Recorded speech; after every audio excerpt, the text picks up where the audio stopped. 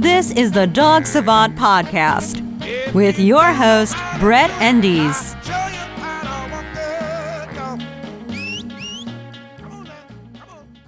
Hey everyone, welcome to the podcast.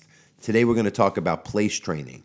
Before that, I just wanted to remind you to please rate, review, and subscribe to the podcast. I always forget to talk about this. We also have a video version of the podcast, so you're going to get to see what you're hearing right now. If let's say you're listening on iTunes or some other kind of audio, subscription, device or whatever they call it, app. So on YouTube, you can go on my YouTube channel. Jordan, do you know the name of my YouTube channel? Is it the Dog Savant? I think so. And if it's not that, you can go on my website, dogtrainingla.com or thedogsavant.com. Go to any of my videos, click on that, and you'll go right to my YouTube channel. I'm also on Vimeo as well. I believe that's at the Dog Savant as well. Social media, same. And as far as my life, just some quick news. I'm going to be shooting for my show next week. Wish me luck. And as far as for you, the listener, thank you so much. If anyone, even if it's one of you listening at this point, I appreciate it. And I would love for you to send in your dog training questions, comments, ideas, tips, ways I can improve this. Even for Jordan, who's great at his job, let me know how we can improve the audio and video content as well. I want to give you this. I want you to use the information here, not just for entertainment, but also to help your dogs, to help you to have a better relationship and to resolve their behavior problems, of course, and just listen better. So place training. I do a lot of it, and I used to not do it. I always tell people the story of when I was a young dog trainer, I apprenticed, and I had, a lot of work with dogs, prior to saying I wanted to now learn how to train them for a living. But I watched a lot of VHS tapes, and one of them was some Tom Rose training tapes, and he was at the time to me, an older trainer, more experienced, who I think is up in Wisconsin, and he made all these tapes about training. And one of them was like, he'd take it was like a log, and he'd make the dogs go up there. And of course, at the time, I was more sensitive, and I was like, why is he making these dogs struggle? But what I learned is that dogs learn through association and through a very clear, well-defined boundary or place, if you will. So what he was doing is actually it challenged their mind and their physical ability. So it was actually good for some of these dogs that needed more of a job, more of that kind of definition when they're being told what to do in terms of commands. So that was like where I was first introduced to it, but I couldn't put two and two together. I mean, I didn't realize that a lot of the everyday around the house stuff directly caused some of the issues we see, and not just home-based issues like separation anxiety, social issues, just generalized anxiety, and then like overreactive greetings and just agendas that dogs don't need to have when at home, but also out on walks and just in the presence of owners, which we'll talk about a little more when we get into, the whole logistics of place training. But I would just kind of focus more on the actual behavior. Your dog jumps on people. Well, let's just kind of, either get the dog to do something before they're going to jump when the guests come, or redirect it or correct it, right? I didn't realize that was just one of areas where maybe they weren't jumping, but they were still getting too caught up on transitions and new events coming and going. So I always talk about the flow of life where people just moving around the house, going, from one room to the next, getting up from the couch to go to the bathroom or the kitchen. For some dogs, can be too big an event. And if we don't direct those transitions, sometimes it leads to this greater response that creates the issues we see, that impulsivity where it's not convenient. But we have to see where we don't mind or aren't paying attention to it almost equally as the times where it is creating an issue, which then we can kind of, again, be more preventative. But then at least when we train the dog through that, it makes more sense because we're being thorough in the whole kind of agenda redirecting to get them their needs, to get them what they need from A to B. You'll see the place can even be relocated to get them where they want to be at times, but more on your command. So it just slows down that flow of life. So it took some time. Social media helped, interacting with other trainers, kind of made me realize that it wasn't just for, I always thought place was more for like service dog training out in public. You do it out, for obedience where they go up onto a platform and all that, or agility. But, probably, I'd say at least a decade ago, I realized the value of using place training. At the very least, when you start a training program, protocol with an owner and their dog, especially if the dog has some bad habits formed of, I say, zipping around the house too independently. So we have to get our arms around that, at least for the initial part of the process of addressing some of the other issues, especially like separation anxiety, even walking too exuberantly. You need a place to get them to kind of create this focused state before we segue into the walk. You can't just get up and go put the leash on. They're already over anticipated, and they, like I always talk about the mental rubber band. They're too many steps ahead. I talked about in the walking podcast. Was that episode 2, the walking podcast? Yeah, you can talk, Jordan. It's okay. Yeah, episode 2. His beautiful voice. This is Jordan. Twinkle in the eye. So he's going to edit that one out. So what we want to do is give the dog a job. I say the place is kind of like your house, right? We're in the home environment. This is the office. There's employees and there's people at different levels of commitment when they're in the office. So the company owner, managers overseeing everything, they kind of take on more, right? From whatever their experience, they've worked longer at the company. So they may be more suited because they know all the moving parts, where a new employee may just be able to go to their desk and be good at their job, but they're good at their job. They can't take it all on. They're not experienced yet enough, or maybe that's not what they're going to do ultimately. Nonetheless, it's sort of like a tier system. And dogs, for some of them, will at times, not out of fault or purpose, but just out of a very strong agenda and reaction to stimuli, will just kind of end up feeling that they're watching us more than we're watching them, even when we're just doing our everyday activities and transitions, like I said before. So you end up with a dog that is just in their mind like, what's next? What's next? Always waiting for something. And they're kind of clinging to us. You find like these dogs, just like they'll be sleeping, you make a move or get up to do something, and they go from 0 to 100. And yeah, it's like, oh, they just want to follow us. And dogs, of course, like to be near us, and they kind of drift with us at times. But when it's impulsive, when it carries over to the other things like greeting issues or walking issues or separation anxiety, we got to get our arms around this and have the dog a little more structured. It doesn't mean having them always be away from us. That's even why I don't always like using a kennel, which you can use, for like separation anxiety, you can use that in conjunction with place training, even when you're home, or for a puppy, you have to use a crate for potty training. But, like your dog can just learn, hey, if you want to go from this place next to me while we're hanging out in the one room, I'll let's go or heel you to the next space and then place you there. So it's like you're waiting for your next command, not for that next need to react to my movement like I'm unconscious to the need to keep the office in order, because they just want to feel that we're monitoring that order. You want to call it the pack, or just that dog wanting a job in our presence. That some dogs just require more than others, and it's not always their breed. It's just how they're wired, their personal histories, and the type of relationship they have with the owner.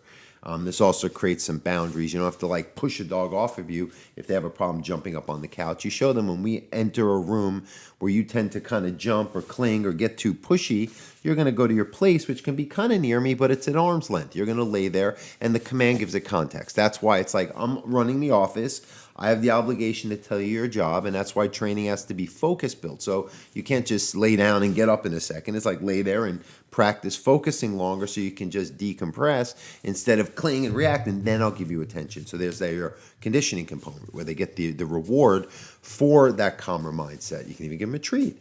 But they have to realize that there's this awareness on our part that it's hard, because for a few weeks at least you're going to have your dog on a leash. You got home from work, you're tired, all wild, clinging to me. Let's go to your place for 5 minutes and calm down. Now I'll give you attention. And again, you should work on this not just when you first come home. Practice, build the muscles, make these commands stronger, even so they listen better in the real world, but even just for practical, function where they can have a redirect to get what they're trying to cling to too strongly, which gives them the impression that they're on the case. And it's really what definition of anxiety is, the over-anticipation of future life events, and that's what humans can struggle with as well. Dogs just do it in a more physical way. If I think about something I have to do later, usually I'm not going to just pull my body to it unconsciously. Dogs, they don't have that convenience. So we have to kind of change their mind or thinking, their energy state at times where they are getting too caught up in transitions and clinging or getting pulled towards life. That's why I told you in the other episode, that's why they pull. They see themselves too ahead and they overproject, which is very useful if there's a hunting situation or they're, something different than just everyday life where it should be more go with the flow, unless it's a directed, excited type of activity like play or, whatever you're doing that's a little more elective, but not when you're just going from one room to the next. Too impulsive for some dogs, and it leads to the other issues. Hope that makes sense, because that's something that I don't find is always addressed enough as far as using that place training integrated into home life to address the root cause of a lot of these, behavioral issues that dogs, struggle with. And it's like by doing it, a lot of owners report to me, it just fixes itself. That's what's cool. So try it. I have also in my, in our series on Facebook, we're going to have, I'm sure, plenty of place training being spoken about. But I do have some episodes where I talk about that as well in my web series, which is also on my YouTube channel. So what do we do to teach the dog place?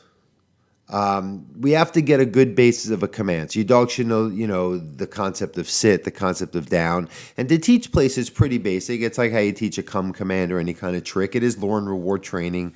Always put a leash on your dog to start teaching them, because it creates a consistency. You can lead them in a certain way. I always recommend a collar or a training collar versus a harness, simply because harnesses will promote more pulling and resistance, and you're not able to steer your dog as efficiently and actually end up creating a much looser leash if you teach your dog to focus on a command. If they do struggle with that, even if it's just leading them room to room for now, it's a good way to even make the walking in a structured way more familiar. That'll only improve your out and about walks as well. So you want to start close. Dogs have to learn and build, their ability to respond and hold their attention till the job or the command is completed the task. So what you'll do is you'll tell your dog place, have a leash on them, and you'll lead them. Get a treat that they like. So it's going to be like the breadcrumb trail idea where they lead to the place. And as soon as they hit the center of the pad, you tell them good, you give them a treat. The timing's most important, and of course the consistency. So if every time they hear the word place, they get excited to move to that very well-defined spot, and they go right in the middle and they get a treat, quickly will their brain make that pathway, that place means go there, and you'll see you'll be able to do it from even further away, even when they're distracted. Now, we want to go a step further, because they can't just stand there with no means. We have to teach them what to do once they get there. And again, it's like, okay, employee dog, go to your cubicle. You're going to go have a job to do, but go there first. Now do this job, and I want you to focus on that job, and I'll tell you when it's the next job to do or when we take a break. So that's where you do the command. So now you're going to engage your dog in a sit or a down. And same thing, as soon as they go to the place, to the center of it, and they sit or down, then you give them the treat for doing it, and you reward them. Now the real work is where they have to hold it. So now you don't have to say stay. Their mind can hold that association of maintaining that position and that idea of sit or down, holding it in that one spot until you give them a cue to release. And by them getting up and being brought back till they finish the job, they will learn how to actually be able to do it on their own without being shown and without a leash, of course. And then what you do with the treats is you increasingly give it to them as they improve or do it from further, or they hold the command longer with more going on, especially when you're getting up and leaving the room and coming back. And that's curbing some of that cling, that agenda, that getting caught up in transitions I was talking about earlier. So that's where the place is very beneficial to use, not only to build better focusing commands, but also just to offset a lot of the causes of anxiety and why dogs tend to get caught up in more exuberant transitions like greetings, or things where they're just overanticipate, even meal times. This will help with that, having them lay in their place and be calm before that too. So try that. It's amazing how a dog starts actually going to the place on their own and just chilling out without even giving them a command, because they learn, hey, when I'm laying there, I get my needs met quicker instead of following things. And more than that, my instincts are telling me, like, that's way easier. I'm just kind of feeling more calm. And then it's like they wait till it's time to get summoned. And it's just much more of that patience, and we're dealing with the next events that we share in life. And that's just removing anxiety. For us, it's harder, but for dogs, they can really achieve that. Now, where can place be beneficial out in the real world for like obedience training needs? Because I do want to touch on that. I'm a problem behavior guy, so I talk a lot more about like how to resolve. I'm a Mr. Fix-It dog trainer, but I do want to talk about how to resolve, how to teach a dog better focus even out in the world. So you can even use, not even just like a specific place. They surely make great training cots. Coranda Bed makes good ones. Coolaroo makes them. There's a whole lot of other companies. We'll have our own cots coming out soon. And they're good to use outside. They're waterproof, reasonably portable. And what you can do is you can start teaching your dog how to hold a position. I recommend a long leash or doing it in the controlled area so that if they do get off the place, you can bring them back and start building distance, time duration, working around distractions, and then you can jump off into like recall, come command training, things like that. Also, what the place is going to be good for is like if you want to teach your dog how to hold a position, like at go to a coffee shop or a public location where you don't have to bring a big cot, but you can even bring like a little mat, or you can just find one spot. And that's what I was going to touch on too. You don't have to use a bed. You can just kind of, put like a marker or kind of make a note or draw a little line in the dirt of where your dog goes back. You use like a plastic thing on the ground, whatever it may be. But your dog can learn by association by relocating where they were originally established in terms of the command till you release them or segue into a different command. And that's, whether it's we're here at the coffee shop, you're going to lay in this one spot for 20, 30 minutes. And if you get up, I'll just keep bringing you back. And it's not punishment. Everyone thinks you're not correcting them. You're just bringing them back and building through duration and stretching. So you're not going to do 20, 30 minutes the first time. And if your dog can't do it in the living room, you're going to do that first, build the muscles, and then you're going to practice more at the Starbucks. And that's going to develop. And if you do it, even with an older dog that's learned some impulse control issues, it's still good for them. It even helps them socially filter the presence of other dogs or people. It's really a good skill to do social, like a public access training with them. So that's a good thing to do, but you have to kind of start in an easier, less distracting environment first. So that, and then again, you can use it to build because dogs usually hold better. That's the old Tom Rose school thing that I had learned but didn't realize I was learning many years ago. It's dogs can learn by committing to a very clear physical, visual boundary, and even if they don't hold to it, by being brought back to it, they make a clear association. If you do it with a consistent in a consistent way, you reward the right times, you follow through, with the right timing. Dogs are smart, especially ones that do have the potential to unravel in life. They're thinkers. They really want that direction. They actually thrive on it. So that's that. Let's see. As far as anything else to talk about, so I think again, I have videos. We're going to talk about place training so much more. We'll do other podcasts about this. We'll do Q&As. That's why I would love if you just submit your questions. Do video questions. Send me videos of your dogs, problems. Or you talking about your problems. Email, social media, whatever.